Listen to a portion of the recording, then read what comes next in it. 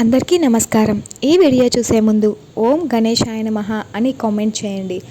గణేష్ చతుర్థి రోజున ఏ శుభయోగాలు ఏర్పడుతున్నాయి, అలాగే గణేష్ చతుర్థి పూజకు కావలసిన పదార్థాలు, పవిత్రమైన సమయం ఏమిటి? గణేష్ చతుర్థి హిందువుల పవిత్ర పండుగ. ఈ చవితి వేడుకను భాద్రపద మాసం శుక్లపక్ష చతుర్థి తిథి నాడు జరుపుకుంటారు. ఈ సంవత్సరం గణేష్ చతుర్థి సెప్టెంబర్ 7 శనివారం వచ్చింది. ఈసారి గణేష్ చతుర్థి నాడు 4 శుభయోగాలు చేస్తున్నారు.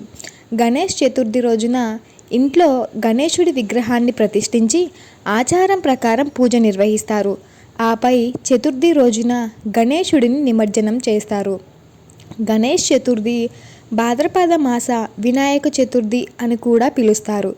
పూరి కేంద్ర సంస్కృతాన్ని తెలుసుకుందాం. గణేష్ చతుర్థి నాడు ఎలాంటి శుభయోగాలు ఏర్పడుతున్నాయో చూద్దాం. గణేష్ చతుర్థి పూజకు కావలసిన పదార్థాలు, పవిత్రమైన సమయం. గణేష్ చతుర్థి నాడు సర్వార్థ సిద్ధితో పాటు 4 జోడించబడుతుంది.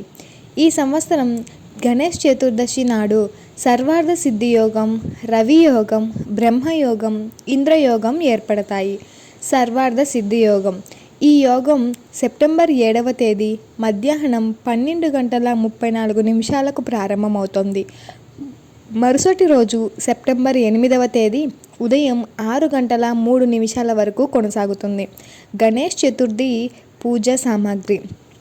మండపం చేయడానికి గణేశుడి విగ్రహం, చెక్క స్తంభం, అరటి చెట్టు, పసుపు మరియు ఎరుపు వస్త్రం, కొత్త బట్టలు, పవిత్ర దారం, జెండాలు, చందనం, దర్భ, పూలు, చెక్కు చెదరకుండా తమలపాకులు, అలాగే కాలానుగుణ పండ్లు, ధూపం, దీపం, గంగాజలం, కర్పూరం, వెర్మిలియన్, కలశం, మోదకం, అరటిపండు, పంచామృతం, పంచమేబ్, మౌలి, మామిడి మరియు అశోక ఆకులు, గణేష్ చాలీసా మరియు ఆర్తి.